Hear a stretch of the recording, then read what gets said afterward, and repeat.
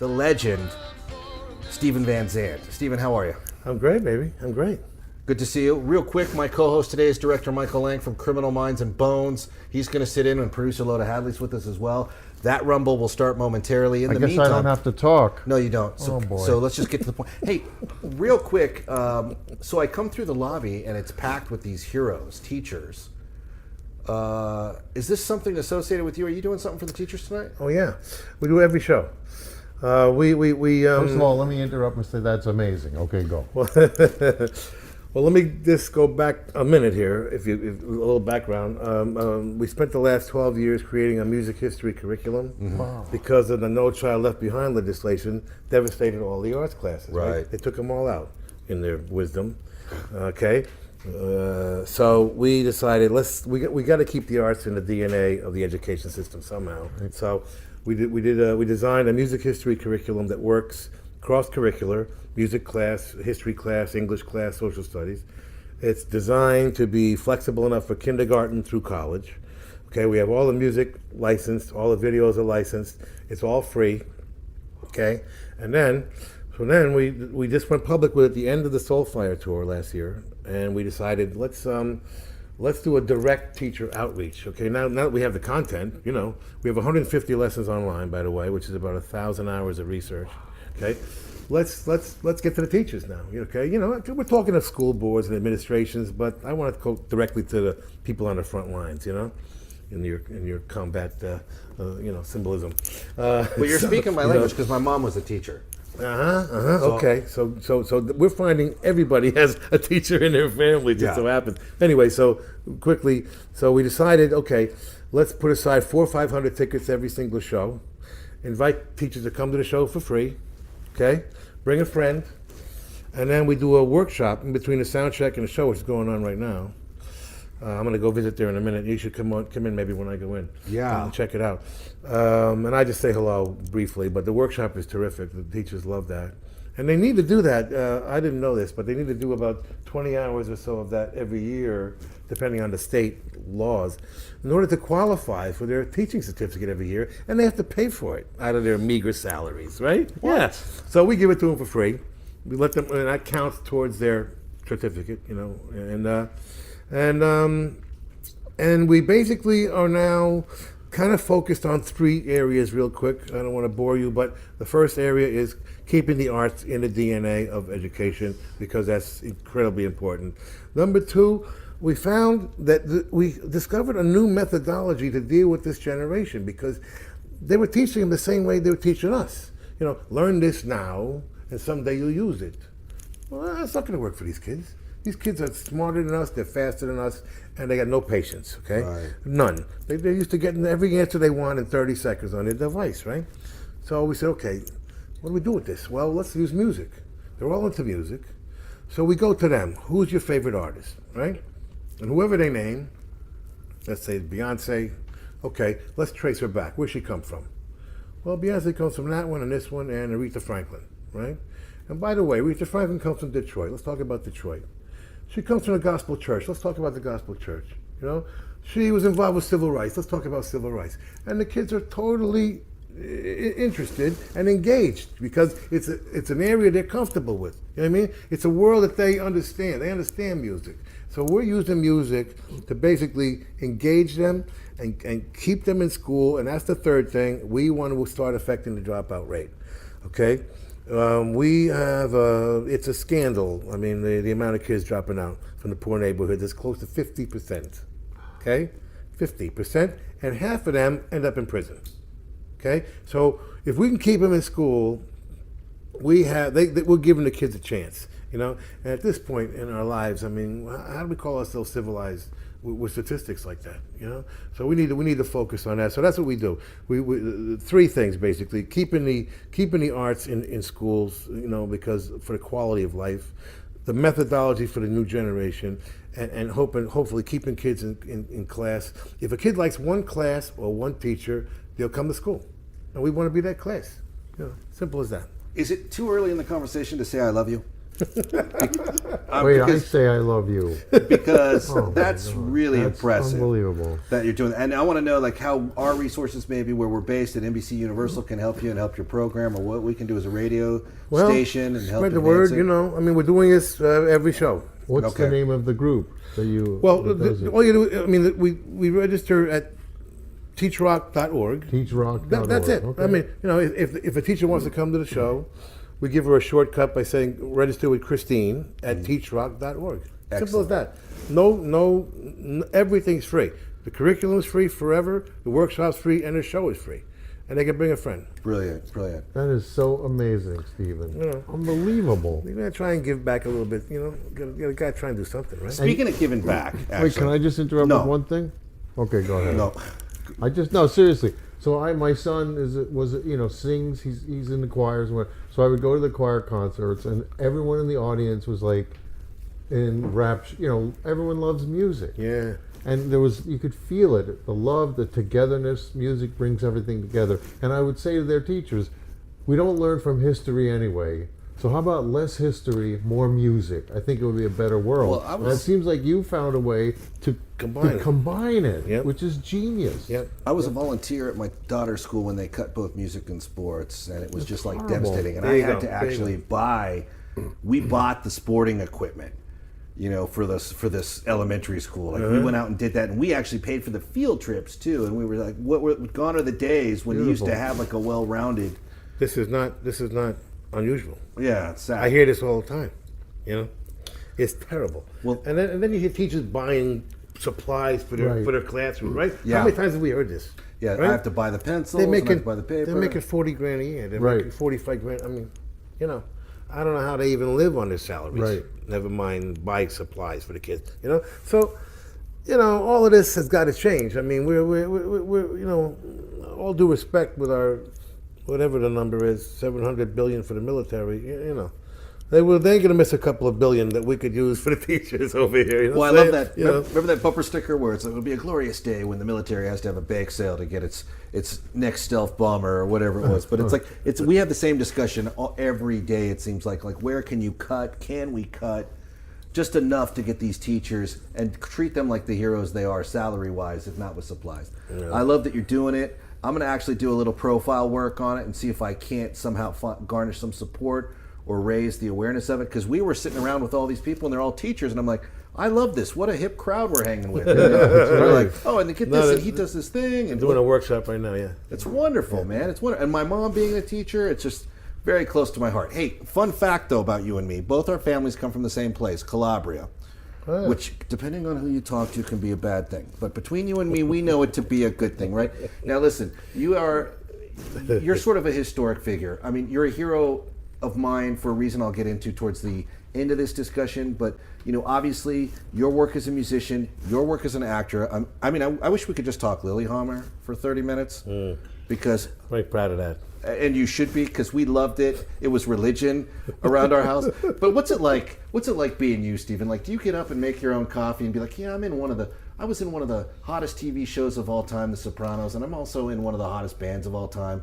Like, it's tough to be me. Like, how is it? Like, how do you walk down this? Do you get your own groceries? What's a day keep for moving. you? You got to keep moving. Yeah. You can't be looking back. That's the key. Yeah. Look ahead. You know, and believe it or not, everything that you just named has been a struggle. Okay, it wasn't like some gift. Right. Hey, here it is. You're the biggest band in the world. Right, exactly. How about it took us 15 years to become the biggest band in the world? I mean, you know, we had the longest gestation period, you know, in history. I mean, you know, it took us forever to break through. Sopranos was, you know, strange when we did the pilot. It was not, you know, an obvious hit. It was a very weird show. I mean, ducks fly into a guy's pool, Right. and they leave, and he has a nervous breakdown and goes to a psychiatrist. This is the makings of a hit show. You know what I mean? Not necessarily. Okay, Not necessarily. You know, not necessarily. All right. And then Lillehammer was almost impossible to do. I mean, you know, Norwegian crew, American star, German distributor, English owner, Netflix in LA. You know, it was incredible. We did 3 seasons. You know, so I mean, everything we do is a struggle. Okay, you know, so you know, I don't say, oh, you know, what a glorious life I'm having. I'm fighting it out every single day. Sure, even right now, you know. Doesn't it occur to you, like, though, do you walk into like your local coffee shop and order coffee and be like, I might write a song today. I may just watch myself on Netflix. I don't know what I'm going to do. Did you ever direct any? Did you direct any of The Sopranos? No, that I know, would have been but I know David Jacobs from Northern Exposure. David Chase. Yeah. Chase, I mean. Yeah, right. yeah. Northern Exposure, and he had several. This was the end of his TV road. He thought, Right. You know, That's what he thought. He had done it his whole life and was, you know, really, you know, ready to move on to movies. Yeah. And then he reinvents TV to replace the movies. Right. Okay, it was what he did. Okay, I mean, all the adult entertainment's on TV now. You know, right. You know, there's 20 movies being made for the Academy Awards. The rest is all comic books and video games. You know. I know. So I mean, he completely changed TV, and then he leaves and goes and starts making movies. You know, it's ironic. Well, we were at Warner Brothers. Loda and I were at Warner Brothers Feature Development together when that show launched, and we were like, you know, this show. What sold it for me was the cast was so good on that show and so real, believable, and real looking. That was the thing. The whole thing looked so real. Yep. Yeah. Because there was no baggage. That's the nice thing about no stars. Yeah. And people forget this, but that's the same thing happened with The Godfather. You know, That's right. Brando was the only star, and he was unrecognizable. And okay? he had to, Scorsese had to fight to get Brando in. They didn't want Brando. from what I heard. Coppola. I mean, Coppola. Right, yeah, he did. He had to Yeah. like fly to Gulf and Western in New Right. York. No, and they do had to screen fight with tests. everybody, but that entire cast was all unknowns. That's why it looked so real. Right. Same thing with The Sopranos, and the cinematography. Same thing, almost cinema verite practically. I Yeah. mean, no seductive lighting. I mean, no camera moves whatsoever. You look back at that pilot, the camera doesn't move. Yeah. You know, is nothing that those of us who understand film language. There was no compromise whatsoever. Chase was like, I'm done compromising. I've been compromising my whole life. I'm done. And somehow it worked. And after you watch Sopranos, you switch the channel, okay, everything else looked phony. I'm sorry. Yeah. Everything compared to that looked like Hollywood phony because everything's so lit, you know. And this thing was like not lit. Did you come home from your first day on that? Incidentally, you know who was supposed to direct The Godfather originally? Sam Peckinpah. Yeah. That was who they wanted, which would have been a Interesting. completely different movie. First of all, it would have been incoherent in the third act, but you would have seen a lot of slow motion killing. That's right. When you got home on like the first day on like The Sopranos, you go, were you like, I don't know what I just did today? Or were you sitting back going, I think I was pretty close to the center of the universe on this. This is going to be something special. Did you have any idea? In the beginning? Yeah, on the first day when you're sitting around and you're working, you think, No, I mean, we liked it, but it was weird. It was eccentric. We knew it was eccentric because it was very eccentric. Too many characters, too many subplots, weird plots. Right. what was your favorite subplot in the show? Looking back my at it. What did God. you personally like the I best? don't know. I never think about these things. I don't know. There were so many good ones. I don't know. Have you seen that there's a theory online that your character in Lillehammer is related to your character? And there's like a YouTube thing Same trying guy? to connect you. Yeah. Came out of coma and went to Norway. Yeah, I heard that one. Yeah. But I love the Lillehammer show. I thought the premise was great. I mean, it didn't look like it was a fun place to go shoot. Like I would have centered that maybe in the Bahamas or Hawaii. But you know what? It worked for you. Next show, I'm Next definitely show? keeping that in mind. Keep it in mind. But Yeah, I did check with Ethan. I did it intentionally. I wanted to make Norway a character in the show because I realized no one knows a thing about Norway. People think it's a city in Sweden. Okay, you can't name one celebrity. You can't name one product. You know what I mean? It's just one of those weird places, right?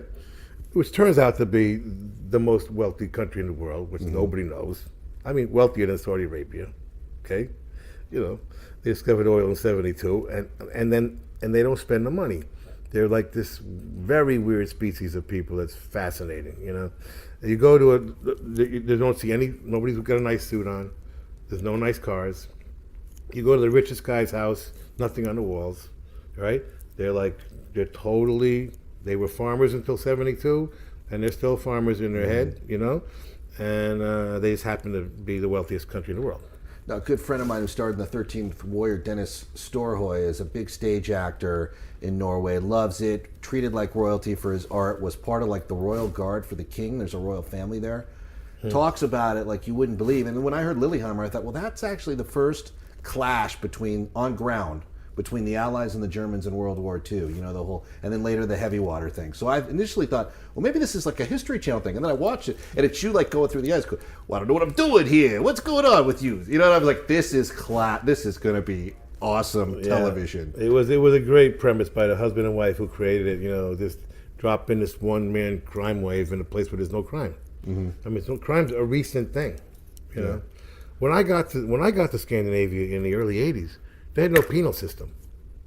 There was no penal system. Okay, journalists would tell me, you know, my kid got beat up by a bunch of Turkish immigrants.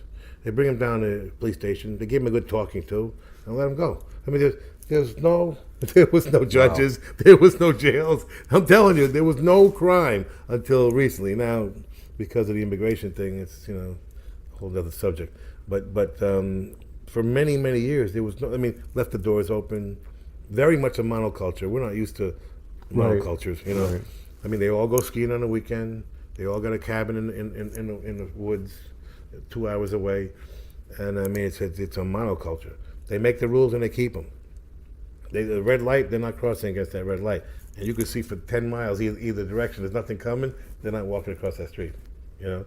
So it was the perfect place to drop a New York wise guy, and then you know, start a little crime wave. For a guy who makes a character who makes like his own rules as he goes in a world where that's it. In New York, you know, we don't know for rules. Exactly. Rules are it's an outline for how we're going to get around things. You know, that's all. That's all a rule is. You know what's great though is, and I hope that through some miracle that show comes back. But in the meantime, they can reboot it by sending you to say, you know, Perth, Australia, Southeast Asia. It works almost anywhere with that character you created. That's true.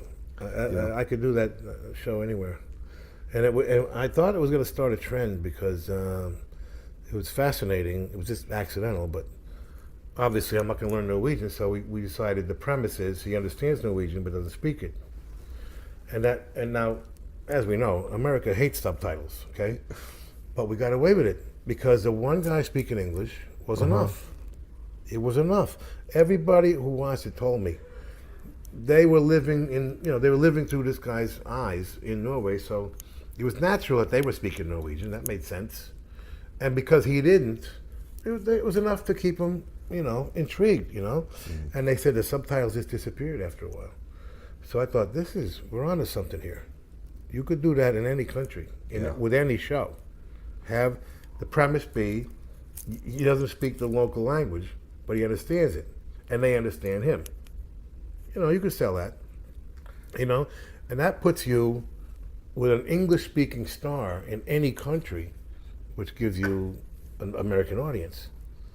It was a big deal. There you have it. All right, I want you to get to work on that, Michael. When we get back to the office, I want you to put that. That's going to be television show 364 or 265 for you. All right, I'm on it. Quick question for you, Steven. All right, the phone rings and it can be either Marvin Gaye, Mick Jagger, or Paul McCartney, and they need you for an album. They need to collaborate with a genius. Who are you hoping of the three that it is? Oh, that's a tough question, Ethan. It's a little easier since Marvin's died. But that's what makes it interesting. Right? What kind of album is that going to be? It's a little. I'm down to just Paul and Mick. I don't know, man. That's a tough one. You know, I don't like working with my heroes. You know. No. I tried never to meet my heroes, and then, ironically, I do Sun City with 50 heroes. I got to produce 50 of my favorite people. You know, that was a scary moment because. I've always been afraid of, you know, you meet a hero and they're a jerk, and then you know it's going to affect the way you listen to their, you know, their art. You know, it's going to affect how you perceive their art, and you know, and I know from experience, the art is always better than the artist, always. Okay, you know that's why people get confused sometimes. You know, well, he's such a jerk. Should I listen to his records anymore, or his paintings, or his movies? It's two separate things. You know, like the art always better than the artist, always. Sometimes radically so, sometimes so, but it's always better, you know? So I don't, I'm not crazy about meeting people who are heroes. It just so happens Paul McCartney, came on stage with us with Bruce and the E Street Band, which was amazing. He then invited me and Bruce to come on stage with him at Madison Square Garden, which was amazing. And then 2 tours ago in London, he came on my stage, okay, with Disciples of Soul, which is an endorsement of me and my work. So that's the highlight of my life. I mean, the guy who's the reason I'm in this business, 50, whatever it is, 60 years later, I don't know. Right. Gets on my stage That's and amazing. endorses me, okay? Biggest moment of my life, probably. what songs Certainly did you one of guys them. do? We did. I knew he was coming, and so I said, let me get something ready just in case. So I did a Little Richard arrangement of "I Saw Her Standing There," with the horns. I got the horns, and so without any rehearsal, he just shows up at the encore. Comes on stage and trusted me. And we did without any rehearsal. We did "I Saw Her Standing There," Little Richard style. It's on the Blu-ray of our live show. Yeah. It's the most amazing moment of my life.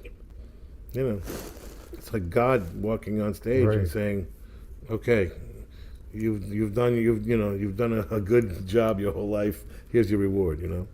Nice. That's a beautiful story, and I know we're pressed for time, so I'll wrap it up quickly. But I remember Peter Noon said he was with the Beatles. Your story is so much better than his, because I guess John Lennon played him of something, and he goes, "I'm not really feeling it, John," and John started beating him up, like in the hallway. Wow. And I was so it was a little bit of a different. Obviously, you got a different sort of.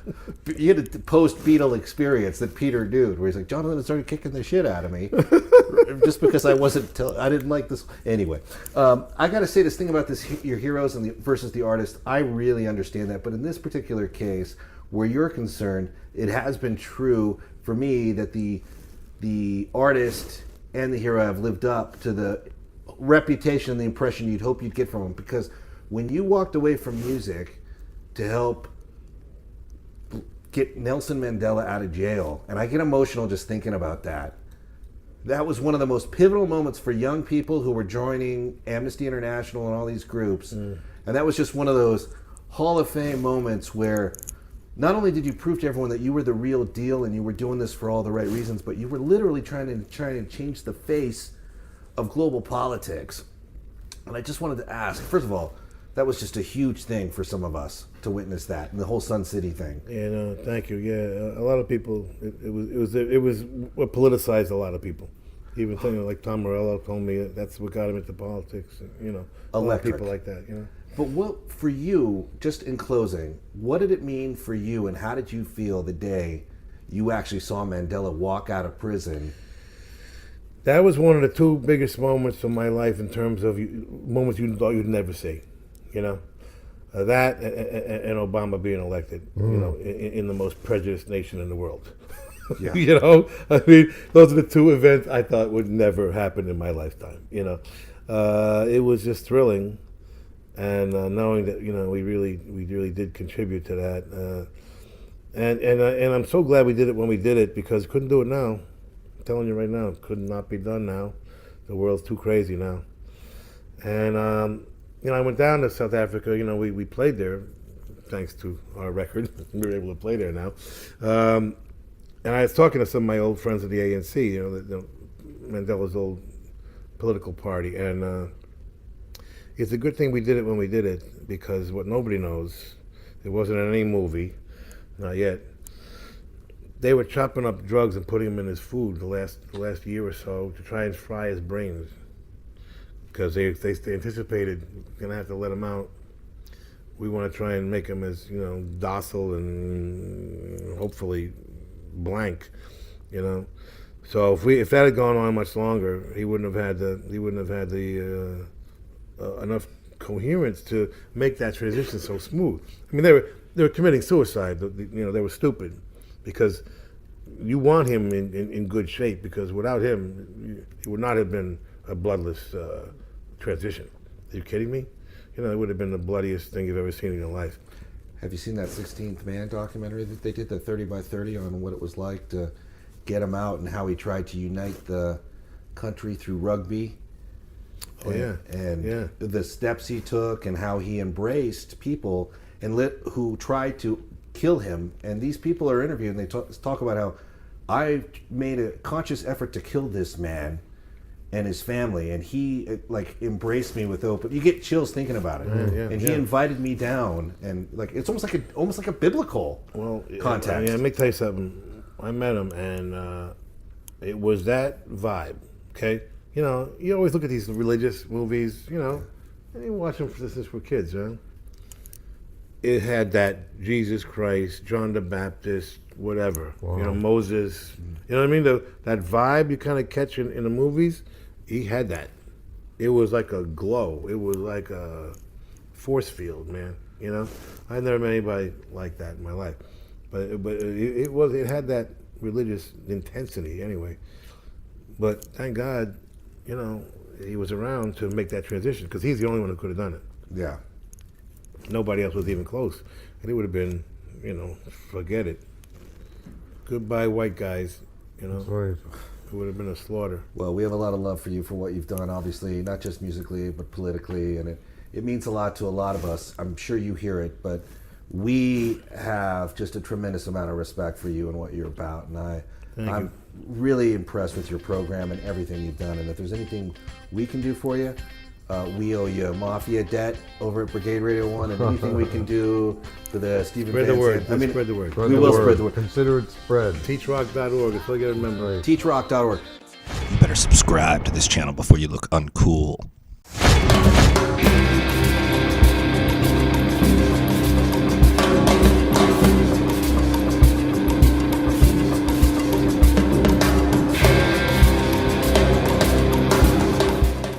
Hello, we're the Fab Four. He's Gavin. And he's Hardy, and we're both two people from the Fab Four. Help us find a cure for NMOSD, and with it, cancer. Go to the Guthrie Jackson Foundation today and donate. Thank you very much.